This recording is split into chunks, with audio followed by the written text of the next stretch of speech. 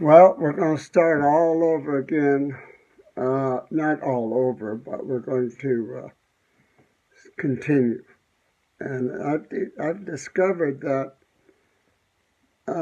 you're going to need to know a great deal about me to understand what my mother went through and what the relationship was at certain times during my lifespan and hers.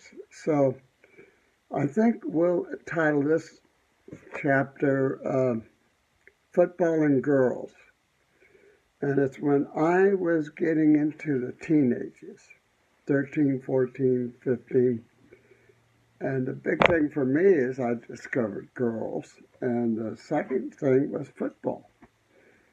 And it was junior high school in Ashtabula that I was going to. Now remember, I still had 8 brothers.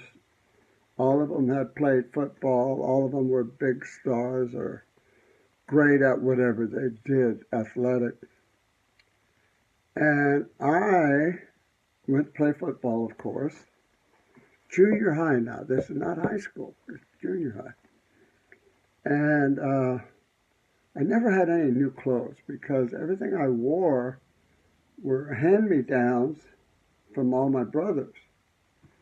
So I never had anything new as far as shoes or socks or shirts or whatever. But my mother was magnificent on repairing clothing, sewing on buttons, and cutting down pants or bringing them bigger or whatever. And many of my relatives, cousins and aunts and uncles, were in the field of shoemaking or cobblers or whatever, and we got all our shoes fixed maybe 5 or 6 times each before they just disintegrated. So I'm going to start with my telling my mother I was going to play football. And at that time, I was too young to work after school. I still worked in the summertime, like picking strawberries or raspberries or cucumbers or a lot of farms around that little town I was in. So I used to make money during the summer months of school, but during school days I didn't work. So I got to go play football. Let me tell you, I was good. I We had to play both offense and defense. Now, if you don't know anything about football, I'll kind of scramble this through you, and I know it's going to zip right over your head, but that's okay because I've got to cover it. I played quarterback on offense and middle linebacker on defense. That means I caught hell either way. Okay.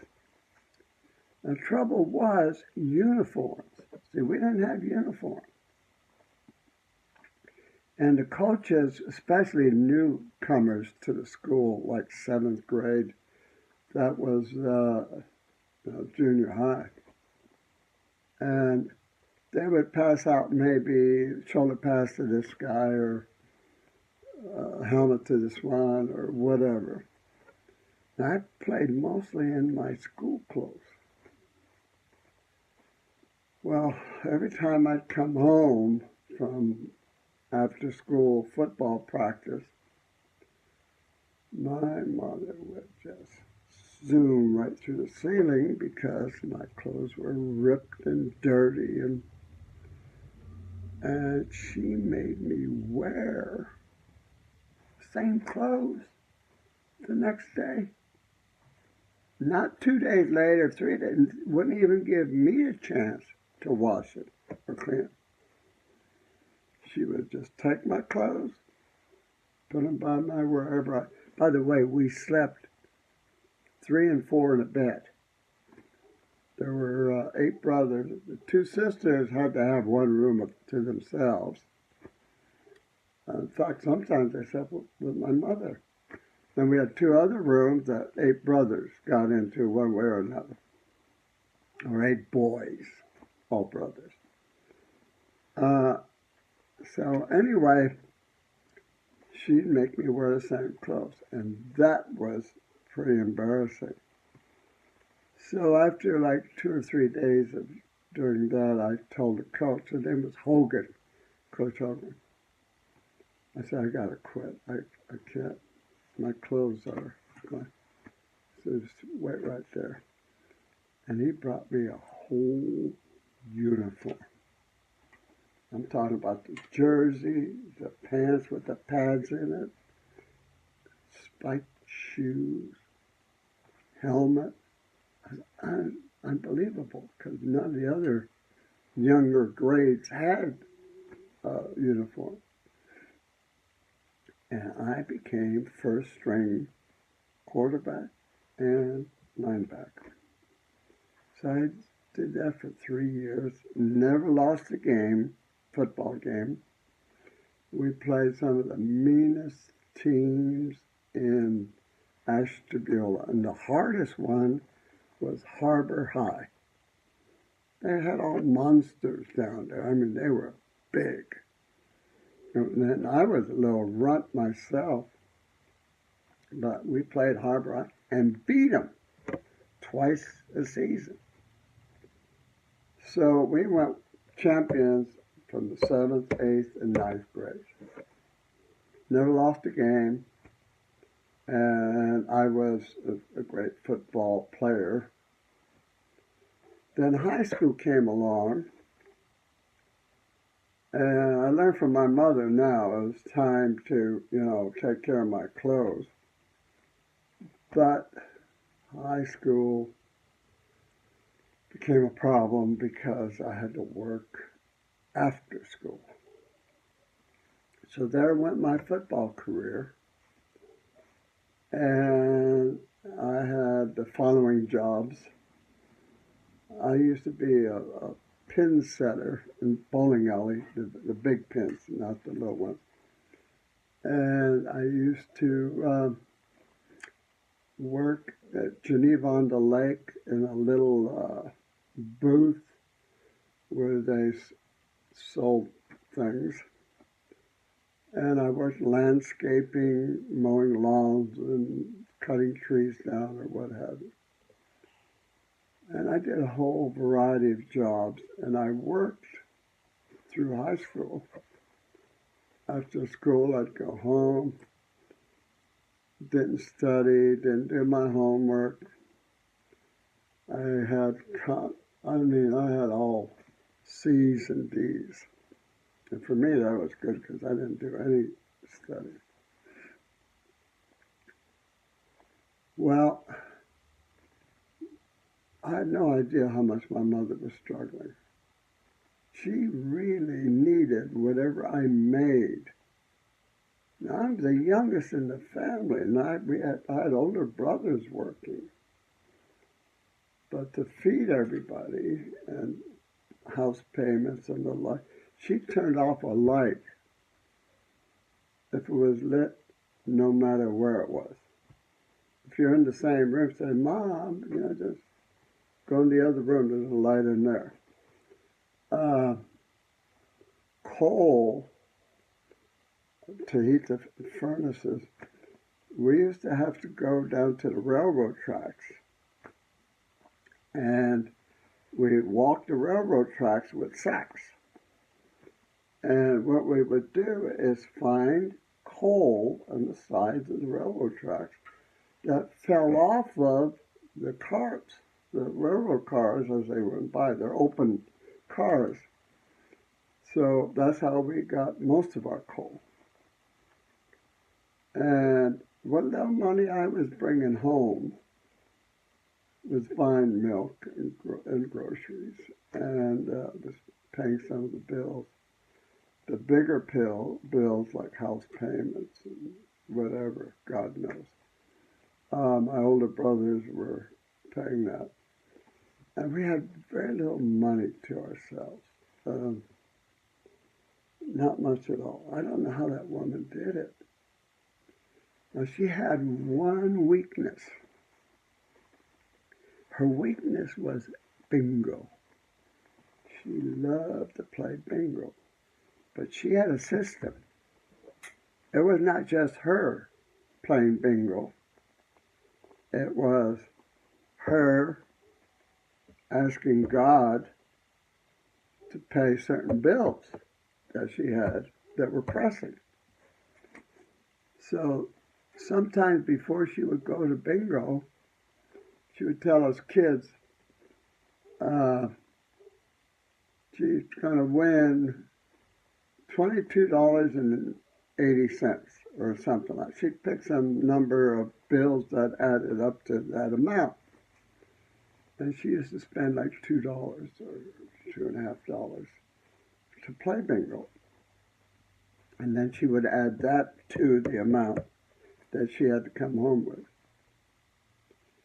Well, I think she and God had a deal because she'd come home with that amount of money. I would say more often than not, she would come home with whatever she said she was going to come home with. And it was amazing. At that time, what did we know? We didn't know much better, but we thought it was nice, but unbelievable that that woman could go play bingo and decide what she needed and come home with that amount of money. And then she made a phone book. Now remember, she still couldn't read or write. And her phone book was a list of pictures, like a chicken for the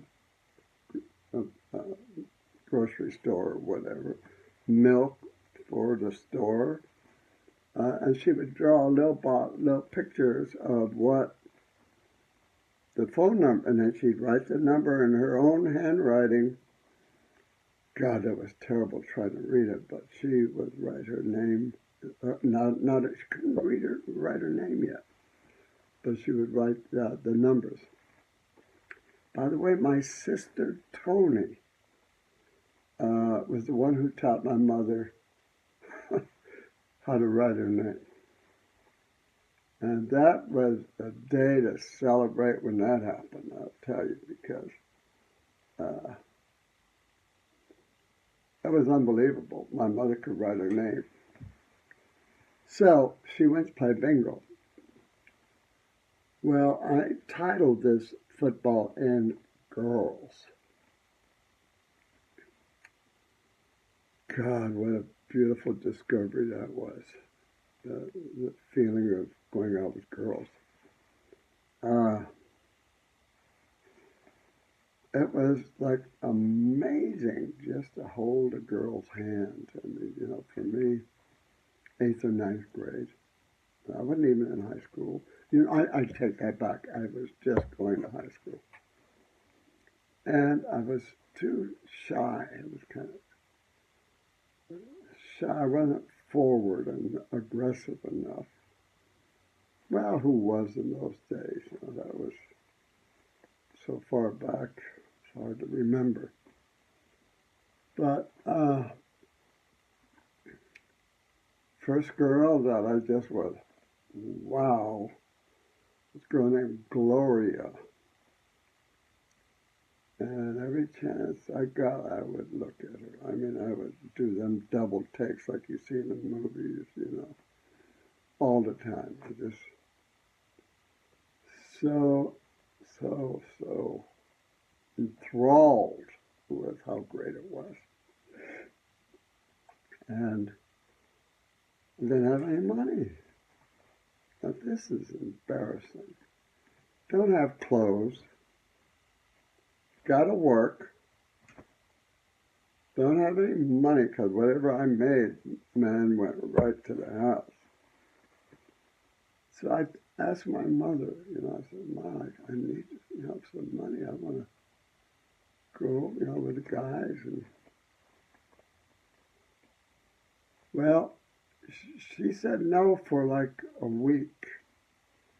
And then after that, I think she handed me a quarter. She said, you go tonight, go to the movies. Movies were only a dime, so you know that was plenty of money. I think popcorn was a nickel or something. So, boy, I really do go back a long way, don't I? So anyway, I would try to see which movie the girls were going to. And they would talk about it in school the next day. And it was hard for me to get into the conversations on, well, are you going to go again? And what movie are you going to see? And then Ashton Beulah, there was only 3 movies. 3 theaters in the whole town. And one was, the Beulah Theater, after Ashton Beulah.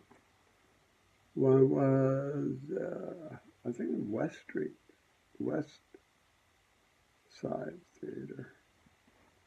Then the Harbor Theater. Don't go down to the Harbor unless you're looking for a fight. God, you know what? I'm going to talk some nonsense for a little bit, and I think this should be said. When I played football,